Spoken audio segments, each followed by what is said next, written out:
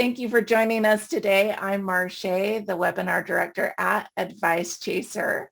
Before we introduce our guests and get started, I do need to do a bit of legal housekeeping. Advice Chaser, the host of this webinar, is not a registered investment advisor. We cannot and do not give financial advice. Today's presentation is for educational purposes only and cannot be considered advice for any person's individual situation. Advice Chaser regularly hosts informative webinars such as this one, featuring a variety of knowledgeable professionals, many of whom are licensed advisors. Any opinions, ideas, jokes, or principles expressed by presenters are their own and however true, funny, or interesting are not endorsed by Advice Chaser. Please do not act on the information you hear today without consulting a qualified financial professional. Well, we're thrilled to bring you this educational presentation today. Attendees are muted, but we do encourage you to ask questions using the chat box. The presenter will answer those queries as appropriate during or after the webinar.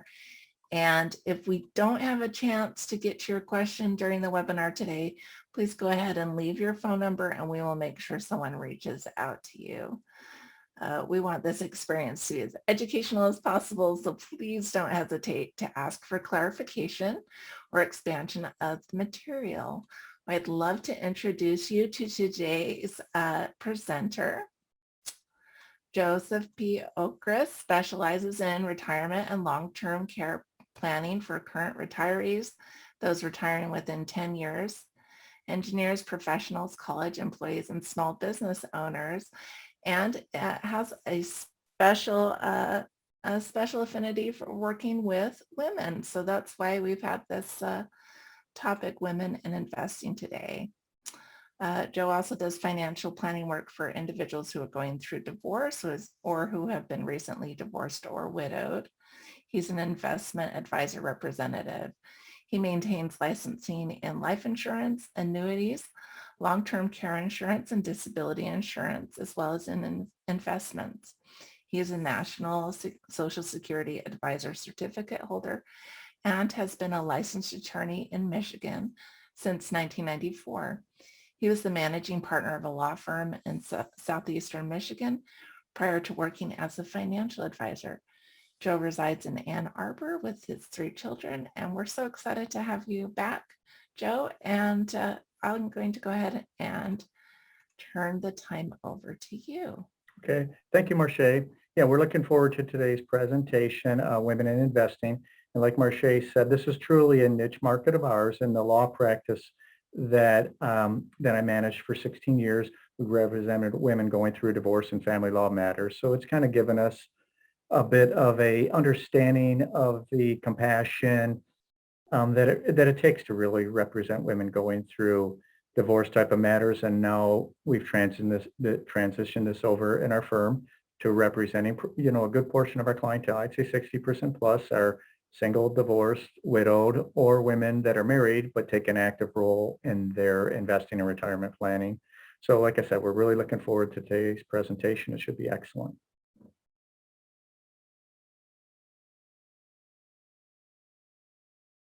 So those are the 3 categories we're going to take you through. We'll take it step by step. First one, challenges that women investors face, and then how to face these challenges. And then the final chapter of today's presentation will be protecting your legacy. Now, some of these are very interesting. So we're going to talk about what are the challenges and why are there challenges here that women face that may be different than men when it comes to investing, retirement planning, those type of things. And one big factor is, I think most people are probably aware of it, but the length that women live compared to men. That means we have to have your retirement assets and investments to last longer than men because women by average live longer. But it says 2015 and somebody said, why not current? Well, honestly, it popped up a couple of years and COVID shot it back down. So it's back down to 86.6 because, as you know, with COVID, it was mainly 70, 75 and ups that passed away from COVID. But there's the gap there and those are nationwide numbers. So women typically are outliving men We have to make that money last for women, so it's an important factor. Interesting at the bottom, so almost 50,000 women now are 100 plus in the United States. And I know people say, I don't plan on living that long. I don't think you have a say, but but our goal as an advisor, and good advisor's goal, should be to make sure you do not run out of money, because you're going to be retired often longer than you actually work nowadays. Now, this is interesting, factor two. We're going to start up the slides there with just a lot of eye-opening, interesting facts, but it presents itself into the factor of why it is so important for women to get deep into their planning, whatever stage they're at. But that's sort of where we talk about with it. But 67% of men over 65 will live with a spouse, while only 44% of women live with a partner after 65. I joke around that when we do our Ruth Chris ones and say, well, women obviously know why less is, because men are difficult. But when it comes down to it, this is another factor that men have a greater chance of having another source of income coming into the home. And maybe it's not necessarily an income source other than Social Security, but that other $1,500, $2,000 Social Security check coming in for men is a big factor when you figure less than 50% of women are only going to have their sole Social Security check coming in. So that means we have to make sure that women have proper investments and many guarantees to cover any potential issues that they're going to face in retirement. Now, this is a big factor here, and I can attest to this, the lack of involvement. So only 33% of women feel they're on track for retirement. And when I sit down with couples, like I said, because we also represent couples, and we have some great couples that we represent, and often it's a case where, we like it where a woman is actually involved, but we get a lot of situations, honestly, the 60 and ups. You're not stereotyping, but it's just facts, because we've met with 100 plus couples like this, and 90% of the time, the husband is the one of the 60 and ups that is the one that is managing the investments in the household, as far as the retirement planning. And we think it's very important that ladies get involved, whether you're married, whether you're widowed, single, or potentially, approaching a divorce, going through a divorce. It's important to be involved and know what's out there, know where your investments are, get an understanding of what they are. And we think that's very important, to sit with an advisor that, like I said, has the compassion and empathy to sit down with you, not tell you where you should be or what it is, but somebody that you can work with that will educate you, inform you, and make you part of the team in the project of why you need to be involved in retirement planning. The other things are just quick factors there, but 80% of women feel, that's a big one right there. So that's a big factor. Women who work with an advisor are more than twice as likely to consider themselves on track for retirement. So like I said, whether, we really think it's important to get involved, work with advisors that have compassion, work with specialists that have a niche market for women in investing if that's where you are in your situation. And I always tell, and I say this to the women seminars, because women are on top of their medical. Sometimes guys slack off on their medical, but women are on top of their medical, meaning they know when their different tests are, they know when they need to see a different doctor. But a lot of times people have a tendency, I don't know that much about investments, so I'm going to push it in the corner, hope my 401k is okay, or I hope my Social Security is enough, or I hope whatever I have is enough, and I'll deal with it when I deal with it. That's the wrong approach. You need to be on top of it, just like you are on top of your medical planning. We do have a question here, Joe. Okay. So you mentioned that it's like being on top of your medical. Is there a certain time frame that you should have, like a financial checkup, as kind of like you have a well check every? Okay. Yeah, that's a good question, Marche. Well, we're going to have some slides coming up towards the end of the presentation, and we give little bullet points of what people should do. We take it way back to the 20s. So we take 20s, 30s, 40s, 50s, 60s, 70s, and we'll give bullet points in a bit of what you should be looking at this point. But we get too many people that come in their 60s, late 60s, and they're like, I wish I would have sat down with you earlier. I feel like I'm lost. I'm so far left behind. I'm like, no, we can't go backwards, so we'll pick it up where we left off. So Marche, our approach is get involved, and even if you're 20s, 30s, learn what it's about. My kids are 22, 19, and 19. My 22-year-old daughter, where she works doesn't have a retirement plan, so I have her doing a Roth. So she's putting her 6,000 a year into Roth. I'm teaching her where the investments go, what it's about. So I think early on it's good if you're a mom or a grandma in this presentation and you have daughters or granddaughters, start educating them. I don't mind if when people come in with me, if they're say they're 50s, 60s and they got 18, 19-year-old daughters, bring them into or our meetings if you'd like, and because it's very important. We actually get kids.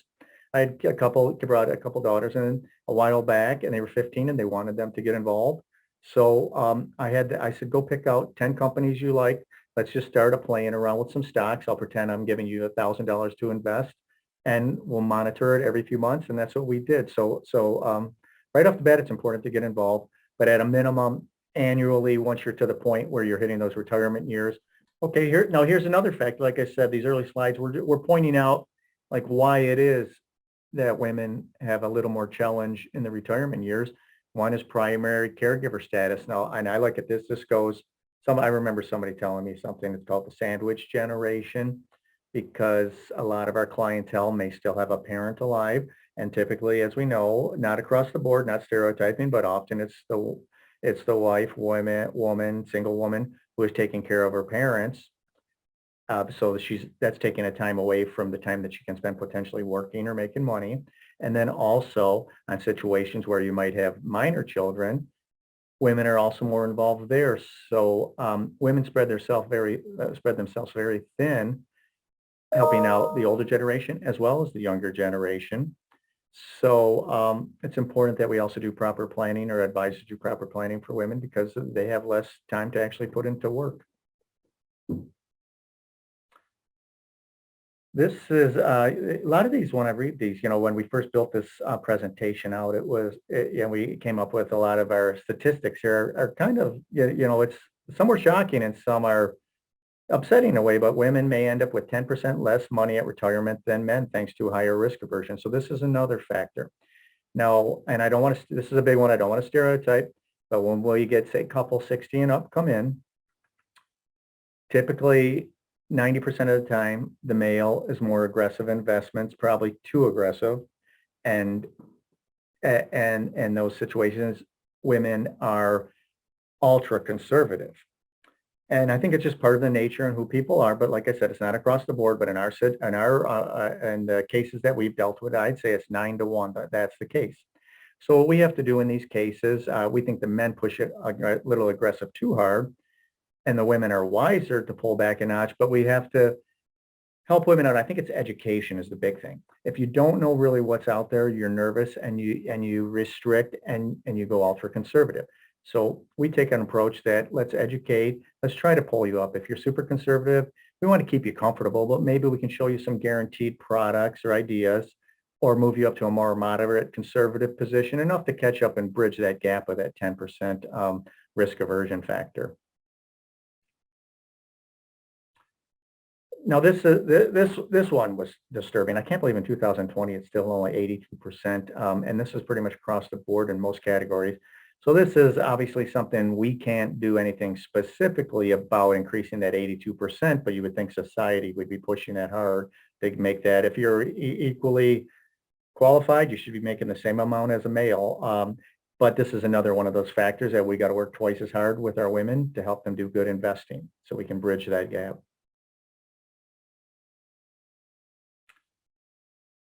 Here's another factor. Like I said, we hit a lot of these percentages and early ones that are very interesting, but this was a very interesting one here. So average change in standard of living after a divorce, men actually go up 10%, women are down 27%. And this is a big factor that we got to help bridge that gap too. This is very important. This is why it's so important to get involved with a retirement planner and a retirement planners that specialize in help working with women to help you get to once again really bridge that gap. Because one of the big reasons of standard of living, and just as this reality of it, is a lot of times when you went through a divorce, women, not all the time, but more often than not, put their career on hold or at least go part-time, while the male or man is still allowed to enhance and progress in his career path.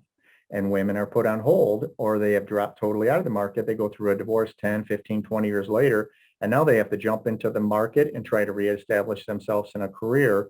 So this is another reason, though, too, to make sure when you go through a divorce to get a good qualified representative divorce attorney that can help you through the process and make sure that you get the right, say, spousal support, the right division of assets, because it's hard to make up that's 37% difference there. That's hard to make up, but a good advisor can help you at least bridge that gap somewhat. Next section, how to face these challenges. So this section, we're really going to dig into women getting involved in a little depth. We looked at a lot of the percentages in the first one and the setbacks and where women are kind of held back a little bit from being on the same level as men. So now we're talking about how we get involved. And number one, like I said, is get involved. So get involved with an advisor, especially you're on this webinar today, and it's because of you are going through a divorce, or you completed a divorce, or you're anticipating a divorce, or you've been widowed, or whatever the situation is. Get involved. Start working with an advisor. We recommend you don't wait until your divorce is over. We have multiple people that we work with during the divorce proceedings. Now, a lot of times you don't know to get to us until that time comes, but if you have the thought process, and I know divorce is difficult, but if you have the thought process and you have a good referral to a good, like, women in investing type of advisory firm, sit down with them and start like getting some ideas together, working on a budget, post-divorce budget, what assets you might be getting, so the advisor and you can start putting together your retirement plan and your post-divorce retirement plan. Because if you had one as a married couple, remember that changes. And one thing that we like to make a point of, it's important. If you go through a divorce, 90% of the time, your retirement planning and investing has been done by the relationship or connection from your husband to an advisor. We highly recommend 100% of the time you get your own advisor and you sit down early if you can.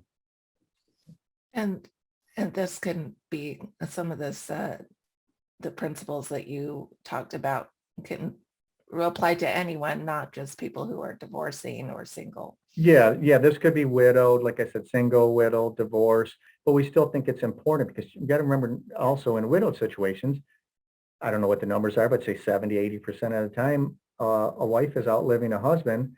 We've had multiple times, so we represent a lot of widows that come to us and they have no idea where anything is. They're scurrying to find paperwork, try to find investments, what do I do with this? What do I do with that? So get yourself involved in your retirement process. So take inventory. So this is part of what we're all talking about here, is putting together a budget, putting together an inventory of your assets. So that's just an example of, no matter what your scenario is, single, divorced, widowed, start working with an advisor. And even if you're younger, I mean, we think it's wise, 30s, 40s, you might not have a lot at that point, or maybe all your money's tied up in a 401k. But so you think, okay, what am I going to do? Why does an advisor want to see me? Well, a lot of factors are like life insurance is something that could be done early on. Another factor that people don't leave, people move jobs a lot nowadays. People assume they a lot of times can't touch their retirement plans until they're 59 and a half. But if you were working, we're in the Metro Detroit area, so I'll say like University of Michigan's in our backyard. If you worked at University of Michigan from 22 until 42, you left and now you're working at Ford Motor Company, that retirement plan from University of Michigan is available for you to move. So as soon as you leave an employer, you can move to a private investment advisor and start building out your retirement plan. So and just a basic rule, I like to do a little educating, even if it's a little beyond just what we're talking about today. Basic rule is you can be working for a company, private companies, for General Motors, whatever the group is. After 59 and a half, even if you're still working there, you can move your funds to a private investment advisor. And we recommend that, and we say a high percentage of people do, because working with a true retirement planner is somebody who can help you out for retirement planning and not just your growth years of investing at the company. Well, I do have a question here, Joe, about Okay. what about when you worked in several jobs and you had like 401ks or retirement accounts at different companies? Yeah, so the basic rule is, so we had a younger person came in the other day, under 50, and it's a third job. So two prior 401ks from local organizations around us. So we are moving her money. So as soon as you leave the employ of any organization, no matter what age you are, you can meet with a private investment advisor and move those funds. And typically private investment groups have more available than 401k groups. And we are true, not all of us, but I mean, at least our group, I know, and there's others out there that are true retirement planning advisors, can coach you on Social Security when you draw that, what type of investments, diversifying total investments. But yeah, if you have left your employ and you're under, at any age, you've left your employ, that money is fully available to transfer to a new a private investment organization. And there's no tax ramifications. It naturally moves according to the IRS from a 401k, 403b, 401a to an IRA. So no tax ramifications. You're just changing your positions and greater diversifying and working with a person you can sit down with on a regular basis. Thank you. You're welcome. Okay, so this is a good example here. So plan for life expectancy. And we had the slide early on and we said how long people live, that women are living longer. And if we, when we get, I'd say the average age of people retiring that come into us is usually somewhere in the, say, 60 to 68 range. No, we get some that work longer, some that will retire, go back to like side contracting work or just pick up side work. I have a person retired and she's talking about just wanting to get a simple retail position in downtown Ann Arbor. She said, I just want to bring in a little money, but I've done my 35 years at the company. But you figure, so 60 to 68 average retirement years, living, I'd say, Ann Arbor and surrounding community, how healthy this community is, and healthy other suburban communities. 86.6, remember, is the average women's life expectancy after age 65 for the whole United States. I tell people, Ann Arbor and surrounding community, southeastern Michigan, you're 90 plus. You retire at 65. That means we have 25 years to make that money last. So this is just a perfect example of, okay, I retired, say at 65, I got 500,000. I'm fine. I'll just leave it in my 401k. I'll ride it out, stay stay fairly aggressive in there. 25 years later, that pool of funds could be gone or seriously depleted. And you might be at a point at 82, 83, 84, where you start needing some home health care, some assisted living care, and that pool might be depleted. And that's the last thing you want, is to be running out of money in your 80s when you need some help. So that's what that's an example of making, we got to figure out a way to make your money last best we can under your circumstances. Here's a perfect example of the cost. So that was a perfect feed in from the last slide. And these are Michigan median costs. But look at that, home health aid. Now that's, I know, so, and when I do the dinner seminars, somebody said, well, how can you tell what that is? Now, obviously that's hourly, and that's just the average. So that's the median, what the average person needs when they're staying at home, but you're getting home health aid. So times that by 12, times adult daycare by 12, times assisted living by 12, and then times that nursing home, or there's the yearly amount there. It's expensive. So you might think I'm doing fine. I have 500,000. I'm just going to leave it in my 401k and ride it out. You get to be 85 and you're down to $50,000. And like I said, there's guaranteed products out there that are wise investments for a portion of your portfolio. But you hit 85, 83, and you're starting to need some of these healthcare, home health aid or nursing care or assisted living. You don't want to be running out of money at that point, and you can see the inflation rate at nursing home is 4%. So that's above average inflation rate right now, which typically is a high 2.7s. It's up a little bit now. I think it will kind of like ease down after we get a little bit out of the COVID stuff, maybe next year. Can you talk a little bit? Well, we do have a question about doesn't Medicare cover long-term costs or like? No, it doesn't. A lot of people, it's a misnomer that Medicare actually covers. Medicare does not cover. We actually co-authored a book that we drafted on how to deal with on nursing home situations. But what ends up happening is you hope you have significant assets where you can take care of yourself and self-insure and be able to go where you want to go And a lot of the products that I'm talking about, the guarantees, have nursing home, home health, long-term care type of riders and stuff that will cover a good portion. So those are wise investments to look into with some of your funds. But what happens is, and it gets kind of confusing and complex here, and that's something you work with an estate planning attorney, an elder care one. But typically you have to spend down assets. You end up going to a facility. It's not your choice of facility in those situations where you don't have enough to take care of or self-insure and put yourself where you want to be. And often you're shipped to a town that you might not be interested. So no, don't count on Medicare to be there. You're going to do that spend down. You have to drive down your assets, and they're going to put you where they have a place. And and if you have to do it, you have to do it. So I'm not going to say, if you And that's to have Medicaid cover long-term care costs. Yeah, So that's different than Medicare. Yes, yeah, Medicare is not, it's not doing it, and the Medicaid is not, if you have to do it, you have to do it. But if we can build out a plan to help you take care of yourself and be able to put you in a community where you're used to, a facility that you can maybe help pick out, you'd rather do that, but I understand not all situations are possible. And in that case, you do the spend down Medicaid approach. Okay, so this is one we just talked about, but it's interesting. So this is another factor why we have to prepare for the long term, because look at the hypothetical annual inflation rate. We did a 3, a 5, and a 7 historically, or since for the 21st century. We've been less than 3, but this year we're definitely up, at least on big ticket items. We're definitely up on auto and homes. But the spending power today, so that's saying we put 10,000 in each one of those categories. And look at how the spending power falls off. So if we're saying we're 65 and we're retiring today and we have $10,000, when we are 85, that 10,000 is now worth only 5,537. 30 years when we're 95, and now it's only worth 4120, and that's at 3%.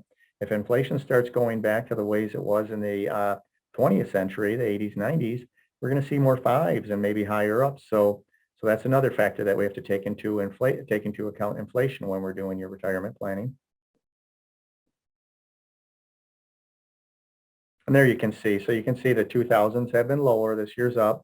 90s weren't bad, but then you get the 80s and 70s. I hope we don't get back to that point. I hope with the monetary system and the Fed, they have it figured out how to work the system a little better than they did back then. But knock on wood, sometimes things go crazy really fast, like 08 when things went crazy now with inflation. But when things start rolling really fast, these people are working on the fly trying to protect us as best they can. So what are the strategies to plan for inflation? Well, inflation is a tough one. Some of the guaranteed products, you can put an inflation rider on those. And then when we sit down with people, we'll talk about inflation riders on products. Now, honestly, though, a lot of times in those situations, the riders are costly and we weigh it out, and it's not the best plan. So you can take into account some of the factors that, if you're a super conservative person, that's one of the reasons we want to try to maybe kind of boost you up and move you up to a moderate conservative or moderate. So we're trying to beat inflation, because if we're going super conservative or leaving our monies in CDs, inflation is beating us right off the bat. So the way to make up the difference is we have to invest some of these factors.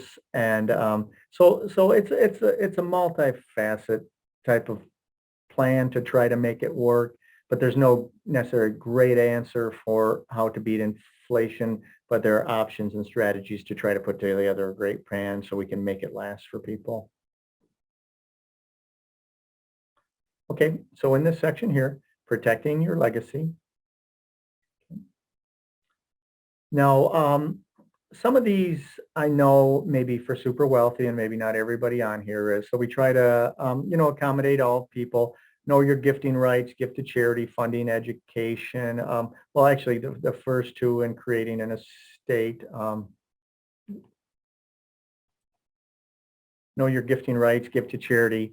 Sorry, something popped up on my screen, and creating an estate. Those are for higher wealth. The two bullet points that I want to focus more on because they pertain to probably, everybody on this call, or at least a good portion.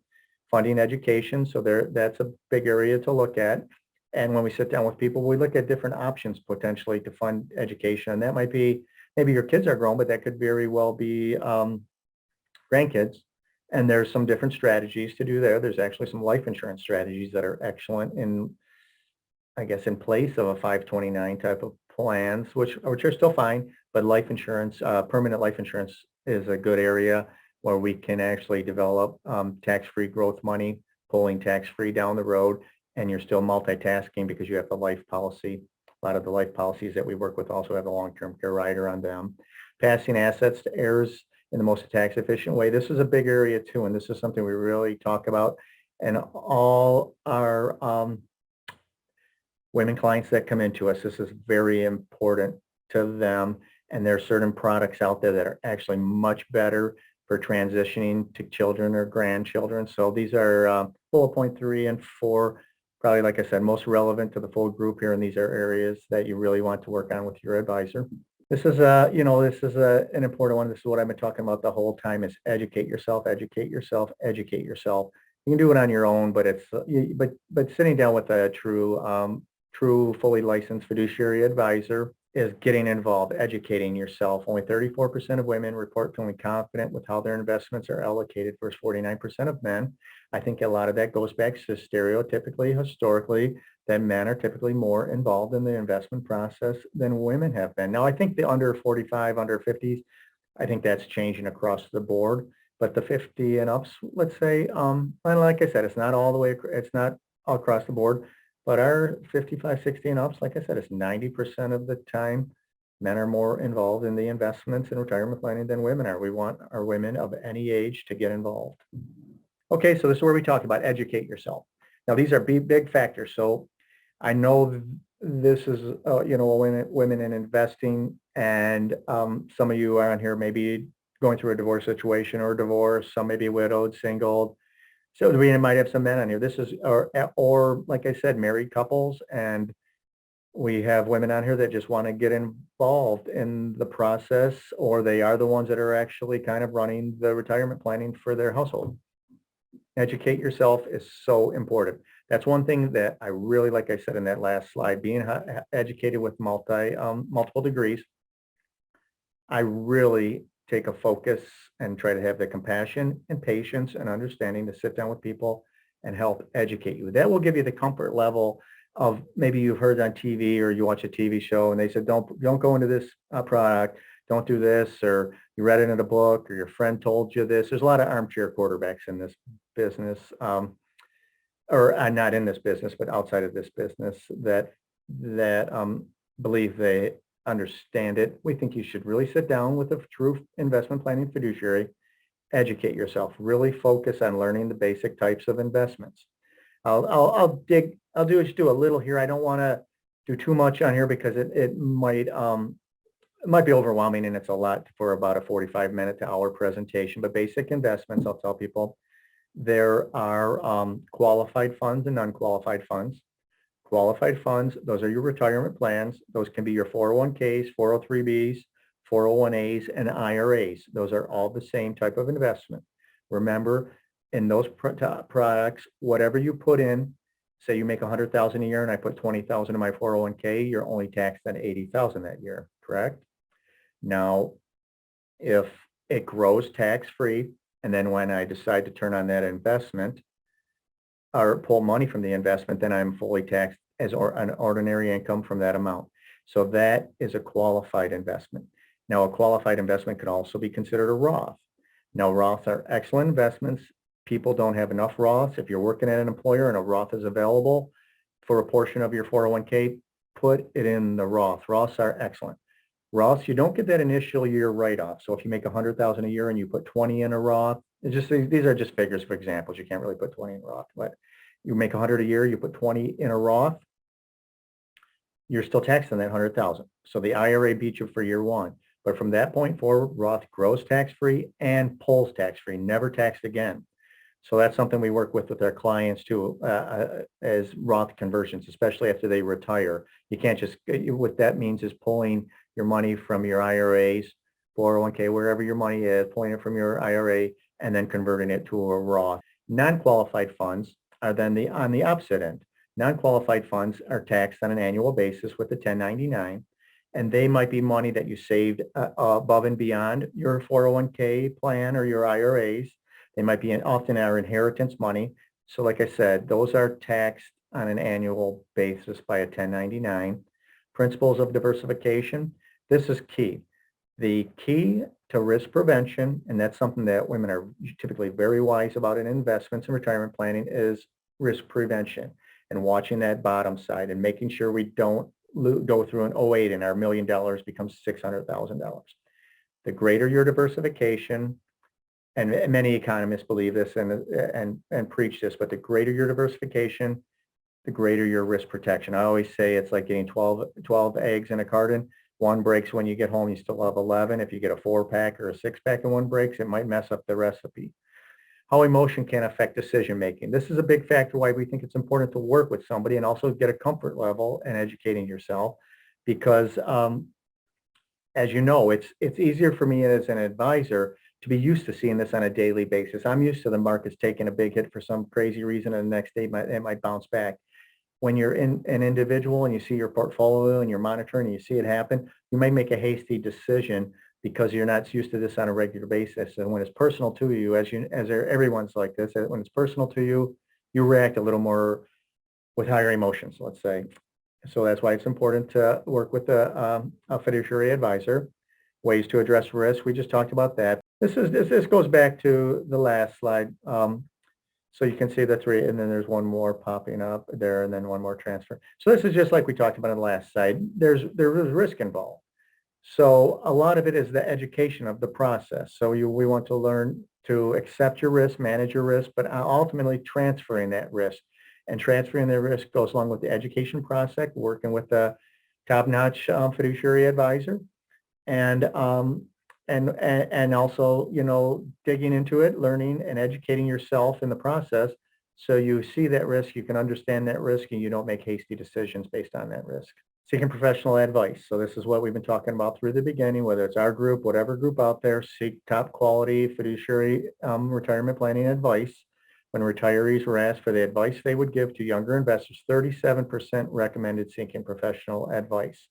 So that's an important factor right there, is listening to those that are maybe 10, 15, 20, 30 years in front of us. It might be your mom, your grandma, just a friend, somebody that's older that you work with, and a little guidance and direction there from somebody that's been there before to say, it helped me out, get involved. It helped you out. Like I said, 20s, 30s, 40s, 50s, start getting involved, start learning about it. And don't just say, there's my 401k, I'll deal with that when I hit 59 and a half, but start learning about the process. Okay, this is the slides I was talking to you about. So, and these are good because I don't know what ages we have on here, but we might have different ages. But if you're, say you're 50, 60, 70s, some of these 20s, 30s, some of these ages, it might be for a grandma or a mom that you can talk to your grandson, daughters, or sons and daughters about things that you can start kind of looking at when you're doing your investing, rather than, I said, just like a lot of people young have a habit. If they do it, put it in their 401k, do it, max out your retirement plans. It's hard to explain it to some people in their 20s and 30s that want to have fun. And they're like, I'm not retiring for 30, 40 years. That's so far out. We have so many clients that, and they're not necessarily the big earners. Some of them are people that have never really made more than 50,000 a year, go and retire in their 60s, that always jumped on this 401k plan in their 20s, maxed it out, got their matching. We had one the other day, she had 1.2 million 401k. So, and right now when you're young, you might think, yeah, I'll deal with it when I deal with it. Believe me, she's very happy that she has that 401k at this point. So there you can see the 20s. I won't go through each one of them, but we can leave the slide up for a second. So that's the steps to follow in 20s. So start your retirement savings, start your 401k. If you're working for a group that doesn't have retirement planning, you can do up to, I believe it's 6,000 this year, up to 6,000 in IRA or a Roth. I recommend doing the Roth. You won't get the tax write-off, but you'll start building that grow tax-free, pull tax-free. Make a habit of deferring income from each paycheck. Set something in stone, and 20% of my paycheck, 25, whatever it is, I'm going to sock it away, whether it's 401k. If I got excess above that, put it into my own investment account, and it's habits. Positive habits are very important in this, for your retirement planning. 30s, you're keeping it going. You're watching your debt, trying not to have excessive debt. Some people have way too much debt. They start making some good money in their 30s, late 20s, and then they start getting crazy debt. Keep it in line. There's a book out there called Millionaire Next Door, and it's about people that just live in the simple little 1,200 square foot ranch, driving the basic 2010 cars, and they have $1.5 million 401ks. It's a lot of show for the other folks, and later on you will regret it. 40s, 50s. So 40s, we start digging in a little more to the retirement savings goals, what we're going to look for, maybe when we're going to think about potentially retiring. And I know a lot of stuff can happen along the way. When we say a retirement plan is fluid. So when we sit down with people, it's not set in stone, but we're trying to build it so it has the ability to face some ups and downs. Believe me, a lot of retirement plans in 2001, 2002, and 2008 got seriously upended with, and a lot of people thought they were going to retire at an age and they end up working 10 more years. So it's good to have a good plan in place, a smart plan in place, and a plan that offers a little flexibility, especially when you're 40s and 50s. Look at your retirement accounts, keep pushing your contributions if you're making more at these age, and start contributing more. So start really sitting down with professional help. Like I said, it's never hurts to start doing that early on. 50s, keep looking at your retirement savings goals. See if you're on pace. What can you do to change your pace? Take advantage of higher retirement account contribution limits. If typically you keep your income keeps going up typically until you retire. So if we can start putting 18 a year into a 401k, start doing that, especially if you got a good company match. Like we have U of M here, and they do great matching. We get a lot of Ford, General Motors, Chrysler, the auto people. They do great matching. So take advantage of that. Don't, if you have to forego and cut back a little bit, it's worth it in the long run. We highly recommend you do it. And then continue to review your investments with a retirement planner. Keep proceeding with your insurance checkups. 60s, 70s, consider your retirement spending strategy. So what happens is we say 401k groups and a lot of big investment groups out there are great during the accumulation years. And that means that maybe your 20s to say age 60, 62.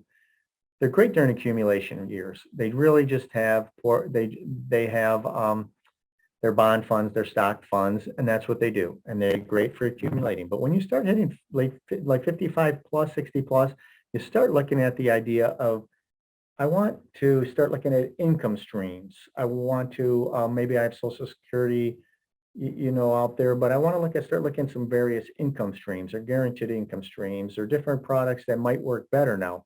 So that's big, is to start looking at, okay, I'm beyond accumulation years. Maybe I pull back from being super aggressive now, and I'm like, okay, I'm not going to work very much longer. I don't have those makeup years in income if we go through an 08. Start looking at the pension, Social Security benefit options, like I said. Got to start thinking more like, okay, there's healthcare. How's that going to work? How's Medicare going to work at 65? And then in the 70s, we continue on with everything we're doing in the 60s. Hopefully we met with somebody or they met with an advisor to put it in place early on and didn't wait too long. IRAs, so that's what those are at age 72. It used to be at age 7 or 70.5 when you were required start doing required minimum distributions, what they call RMDs. The government moved that to 72. What that means is if you never withdrew any money for the whole time you had your 401k, the government is thinking, now we need to get some tax money. So at 72, they have actuarial table formulas that you have to then start drawing money out of that. So that's one of the reasons when we work with people, especially when they retire, is start doing Roth conversions, because Roth conversions don't have the mandatory withdrawals. So there's a lot of factors that we want to put into play. Too many people retire in their 70s and they actually have higher incomes than they did before because they didn't do proper planning. And now they don't need to be taking 20, 30, 40,000 out of their IRAs at 72, but the government is forcing them, and that's taxed as ordinary income. Social Security benefits, we have to look at those too and say what's right. It ranges between 62 to 70. We do run software programs for people.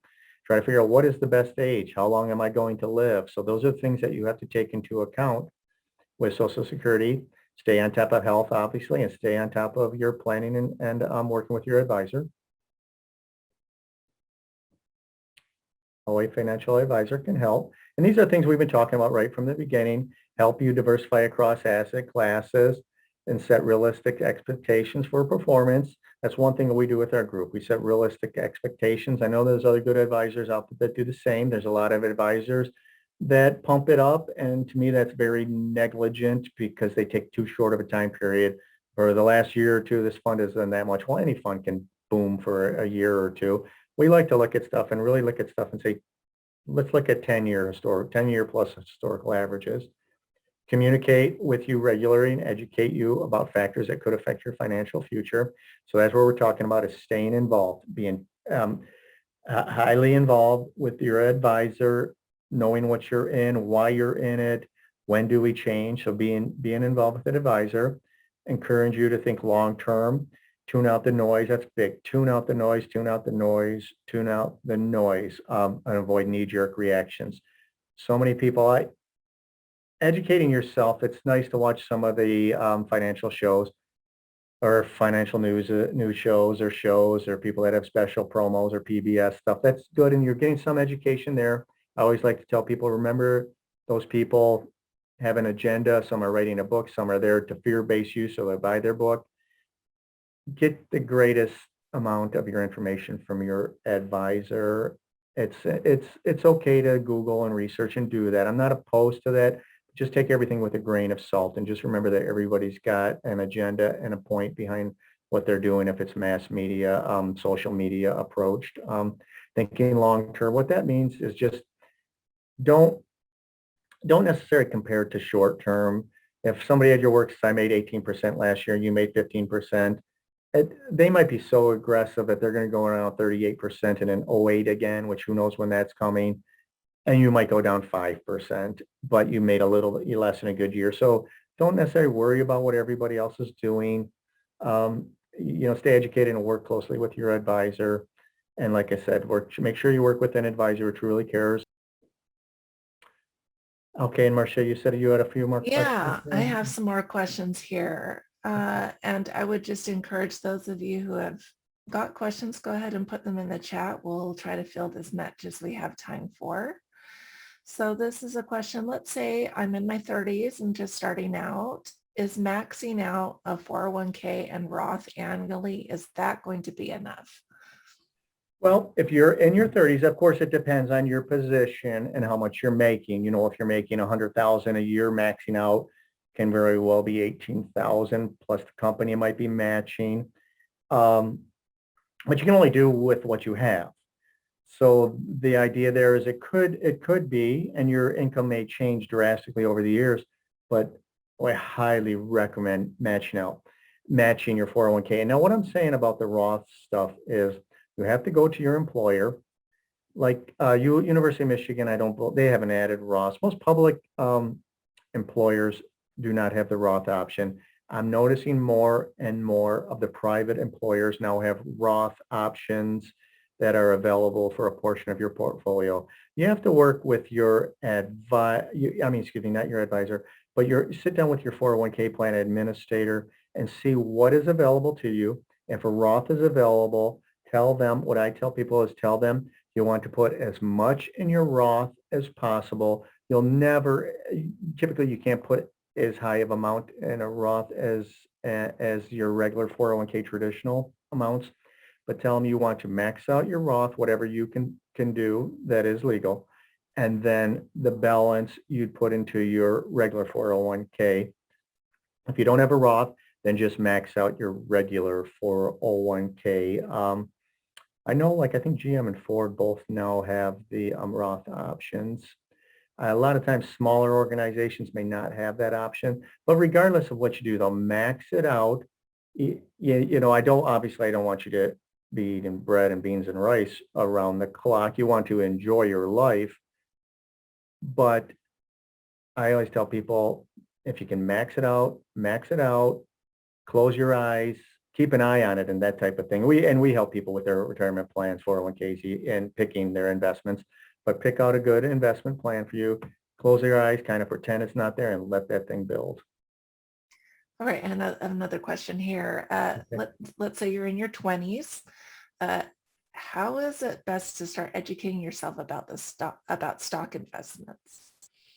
So stock investments in your 20s, I mean, like I said, do some research. If you do Google research, it's nice if you can sit down with an advisor, but I understand what you're talking about. If you don't have a lot, you might have trouble sitting down with an advisor because an advisor wants you to come to the table with some investments. I get that. That's how, we make our money. If somebody comes in with zero, we don't make money on that. Although you might be a candidate for life insurance and that type of thing. So that's why we still sit down with people at that age. But try to do, if you do research or reading books, try to look at people that maybe don't necessarily have an agenda. You're looking for more factually based books and that type of thing. So like I said, I did earlier. I said I had the person who brought in a couple of her daughters in their teens and put together a little program for them in picking stocks. Start researching a little bit, maybe before you jump in. Start researching different stocks, different funds, different things. Maybe follow it, learn about who. You can do that from Googling, and then learn about it. And then maybe dabble in it for a little bit, get a sense of comfort in it. We don't recommend you necessarily take all your money and throw it into Bitcoin and roll the dice. Some people do that, but start learning a little bit more about it. Start on a slower pace and take it from there. Now, I will say individual stock trading versus, say, funds or ETFs or that kind of stuff like that, they can be very lucrative, but you're also putting more eggs in a basket when you're doing individual stocks. So you also have a better chance of taking a big hit if that company goes bankrupt or something happens. So make wise decisions with it, but do your research. And if you do have the ability for one way or another, going with the mom or grandma to the advisor meeting, say you'd like to go in with grandma or mom, and just learn a little bit more about it. I think that's important, but just learn it and read, but take everything with a grain of salt when it's somebody pushing an agenda.